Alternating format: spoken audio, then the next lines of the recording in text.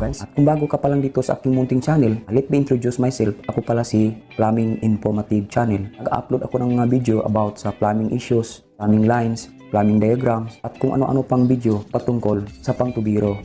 Kung interesado ka at nagugustuhan mo itong mga video na ito, click mo na lang ang subscribe button dyan sa baba at i-click ang notification bell para updated ka sa mga bago kong video. At i-click mo na din yung all para hindi mo masabi, sana all. Maraming salamat. Hello mga katubo, dito pala tayo ngayon sa isang bukiri namin. May balak kami bukas na mag-picnic dito or mag-outing kasama ang aming mga pamilya, mga bata. Kaya inaayos namin itong Jetmatic na sira. Nilagyan po namin ng foot valve. Tapos dito po yung kakabitan namin guys. Dating Jetmatic, bali yung una kasing straw pipe nito is blue. Yun nga yung pinapakita ko sa inyo kanina, yun po yung ipapalit namin dito. Ito yung nakabaon nito is 9 meters na 3 inches na GI pipe. Bali dito namin ikakabit pamaya yung aming ina-symbol. So ito yung Jetmatic pump. Yan. Siyempre may mga kasama ko, aking pamangkin si John Lloyd. Babaklasin po namin itong Jetmatic na ito. May kalumaan na din po kasi ito mga katubo, kaya titingnan namin. Pati din ito si RG at saka si Kian. Dinismantle muna namin itong Jetmatic na ito. Tingnan lang namin kung talagang sira na ang kanyang loob. Kita nyo naman guys, napaka maluma na talaga yung kanyang mga ruskas. Kinakalawang na talaga, kaya ang hirap buksan. Dapat ikaw yung mag-ano yan eh.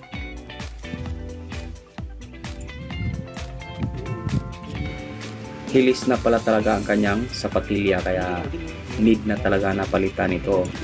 Pero binabalik na lang po namin para magkaroon po kami ng tubig bukas, kasi yun nga balak namin na dahil mahal na araw bukas, magpatubig kami doon sa ibaba nito gamit itong Jetmatic nito.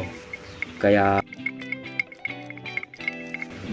niremedyo ko na lang, lagyan ko na lang ng additional na rubber para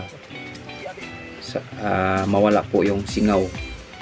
Ayan mga katubo, talagang tinatsagaan pa namin para makinamagan para bukas. Madali lang naman itong ikakabit para malaman lang namin kung mayroon ba talagang tubig. Tapos nilagyan na ng patis. I mean, ayos oil pala yan mga katubo. Ayun na, binalik na lang namin para matesting talaga namin kung malakas pa ba or okay lang naman sa amin kung mahina lang, at least mayroong maka-produce yan ng tubig. So yun, binabalik po namin para matesting talaga namin mamaya kung makakuha pa ba siya ng tubig. May kalumaan na talaga to, 15 years na daw itong Jetmatic nito. Ay napag-isipan ko na gagamitin muna dito sa place na ito para yun nga mag-banding kami bukas. Mga bata, alam nyo naman ang mga bata, makukulit. At yun ang mga katubo, amin na pong suot itong aming ginasimbol na PPR na mayroong foot valve ito sa dulo. Yan, mali. Di ba? Nagkakaroon kaagad ng tubig. So meaning to say, mayroon talagang makuha mamayang itong aming Jetmatic pump. So ang problema lang kasi nito sa Jetmatic nito ay mayroon po siyang hilis na sapatilya or rubber gasket. Kailangan na po mapalitan po ang kanyang rubber gasket. For the meantime or pansamantala, ay amin pong i-remedyo lang muna ito guys.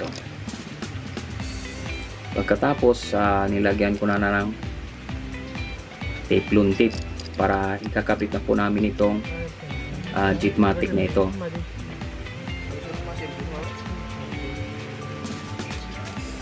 At yun na nga mga katubo, amin na pong binuhat at kinakabit. Napaka masilan po ito dahil DIY ko lang po ito. Dugtungan ng PPR at saka sa bushing, kaya umuga-uga, kaya hinigpitan ko ito mga katubo. Ayun na nga aming kinakatian ng tubig. Tingnan natin kung may lalabas pa rin na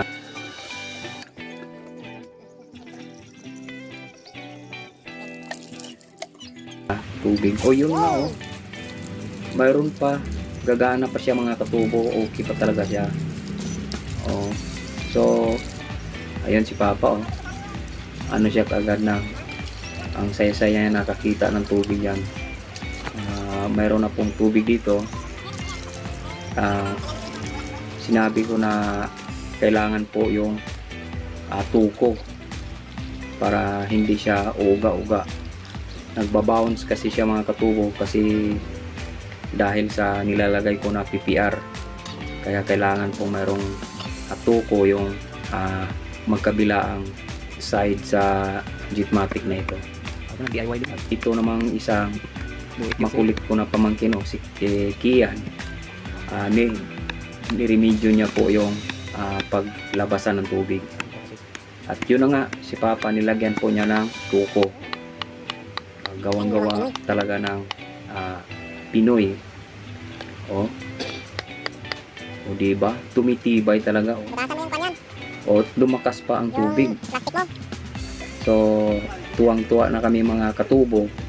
At bukas, abangan nyo na lang bukas yung next ko na upload or sa mga ibang araw na dahil sigurado ako busy na kami. Yan po yung location ng patubigan namin bukas. Yan, dyan daw kami mag lagay ng parang swimming pool. Ayun Yeah, buksan mo yan. Tuwang-tuwa tong dalawang to. Ayun So yan lang po mga katubo. See you my next upload video. Paalam, pansamantala. Tara.